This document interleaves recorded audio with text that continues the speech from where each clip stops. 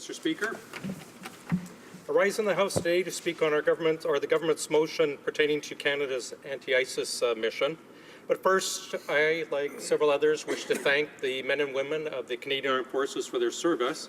I also would like to note that I know that my colleagues, both on this side and the other side of the House, also support our forces unequivocally. And I know that we all wish the best for Canada and its interests. We just think we should be going about it a different way.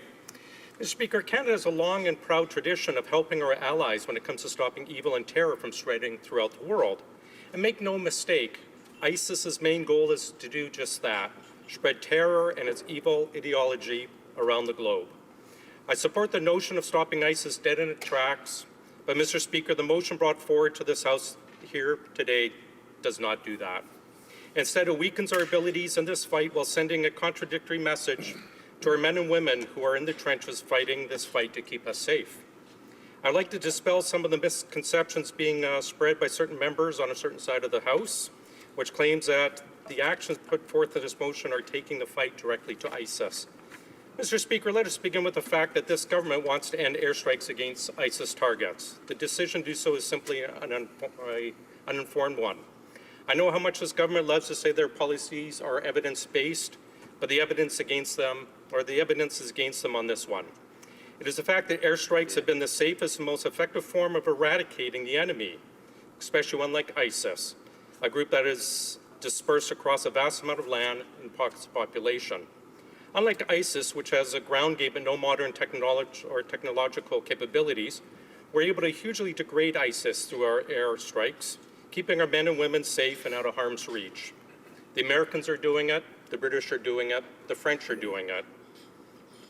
Mr. Speaker, what's even stranger than the fact that all these countries except for Canada are contributing to an airstrike mission against ISIS is the fact that none of our allies have asked us to pull our fighters out.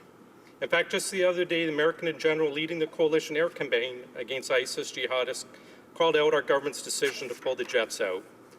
Lieutenant General Charles Brown said just yesterday, quote, "It's kind of sad to see them go. Ideally, I'd like the Canadians to come back at some point, but I know there are local decisions that have to be made in Canada for that to happen." Mr. Speaker, those local decisions are merely partisan, political decisions being made by this government as a result of a campaign promise during a previous election. Now, this government has broken its campaign promise on their tax hikes being revenue neutral. It's broken its campaign promises on settling Syrian refugees. It's broken its campaign promise on how large the deficit is going to be. Mr. Speaker, pulling out our CF-18s is one campaign promise I would dearly love to see our Liberal government break. Sad to see that this government is taking direction not from defense and intelligence officials, but from political backroom staff and campaign war rooms. Strangely enough, while this government plans on pulling out our fighter jets, they're sending more Canadian men and women out into the field. This is simply dangerous for men and women in the Canadian Armed Forces and potentially deadly. Sending more Canadian boots on the ground to assist with training and humanitarian support while depleting air power capability leaves our men and women in uniform vulnerable. This move sets a very dangerous precedent. When we deploy Canadians in a mission, we back them up with all of our capabilities.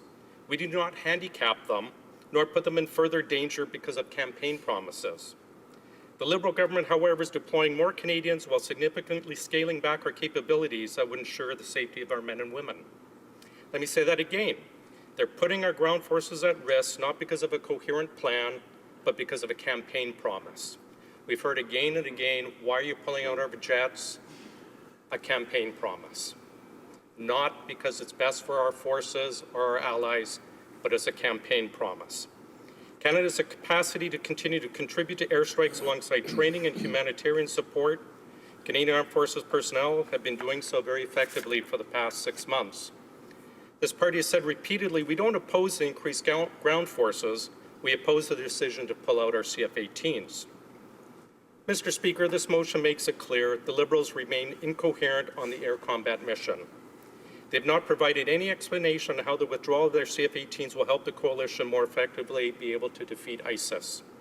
Despite the Liberal government's supposed opposition to bombing, Canadian aircraft will continue to refuel planes that conduct airstrikes and continue to provide planes to identify targets for our allies to strike at. To add to the confusion, while this government pulls out our CF-18s, there's talk about deploying 4 of our Griffin helicopters. We do not know why this is being done and how the helicopters will be used in furthering our objective of eradicating ISIS. However, I can say this much: the Conservative caucus has several questions for this government. Why are these helicopters being deployed? Will they be used for combat? And if so, how? And what precautions will be taken to protect our helicopter pilots and crews from enemy ground fire, given the removal of our air capabilities?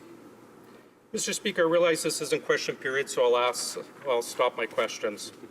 But it highlights a multitude of problems and a lack of clarity with this government's decision to whip out our helicopters and throw them into an active war zone. Not to mention the fact that deploying our helicopters while simultaneously removing our CF-18 highlights the incoherent, ill-conceived plan put forward by this government.